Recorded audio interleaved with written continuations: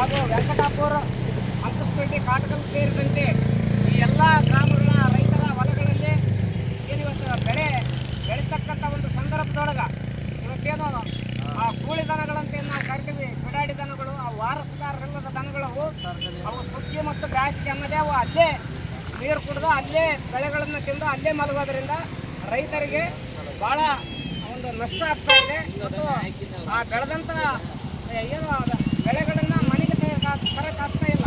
ಹಾಗಾಗಿ ಅವೆಲ್ಲವೂ ದಾಳಿ ಮಾಡಿ ಎಲ್ಲವನ್ನ ಹಾನಿ ಮಾಡ್ತಾ ಇದ್ದಾವೆ. ಅದರಿಂದ ಇವತ್ತು ನಾವೇನು ಎಲ್ಲರೂ ರೈತರು 6-7 ಹಳ್ಳಿಗಳ ಜನ ಇಲ್ಲಿ ಕೂಡಿದ್ದೀವಿ. ನಾವೆಲ್ಲರೂ ಆದಷ್ಟು ಒಂದು 15 ದಿನಗಳ ಒಳಗೆ ಅವುಗಳನ್ನು ಹಿಡಿದು ಬೇರೆಡೆ ಸ್ಥಳಾಂತರಿಸಬೇಕು. ಇಲ್ಲಾಂದರೆ ಅವ್ರು ಏನೇ ಮಾಡಲಿ, ಗೋಶಾಲೆಗಾರ ಕಳಿಸ್ಲಿ, ಇಲ್ಲಾಂದರೆ ತಾವು ಎಲ್ಲಿಗಾರ ಸಾಗಿಸ್ಲಿ, ನಮ್ಗೆ ಅದೆಲ್ಲ ಬೇಡ.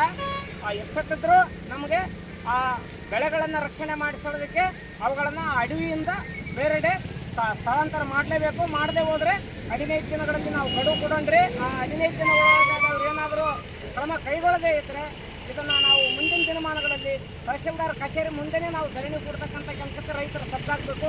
ಯಾಕಂದರೆ ಯಾವುದೇ ಬೆಳೆಗಳನ್ನು ನೀವು ತರೋದಕ್ಕೆ ಆಗೋದಿಲ್ಲ ಮುಂದೆ ಕುಂತ್ರೆ. ಅದಕ್ಕೋಸ್ಕರ ಎಲ್ಲರೂ ಸೇರಿದ್ದೀವಿ. ಈಗ ನಾವು ರೈತರೆಲ್ಲರೂ ಕೂಡ ಈಗ ನಾವೆಲ್ಲರೂ ತಹಶೀಲ್ ಕಾರ್ಯಾಲಯಕ್ಕೆ ಇಲ್ಲಿಂದ ನಡಿಗೆ ಮೂಲಕ ಹೋಗಿ ಅವರಿಗೆ ಒಂದು ಮನೆಯನ್ನು ಮಾತನ್ನು ಹೇಳಿ ಇದಕ್ಕೇನು ಈ ಒಂದು ಹೋರಾಟದಲ್ಲಿ ಪಾಲ್ಗೊಂಡಂಥ ಎಲ್ಲ ರೈತರು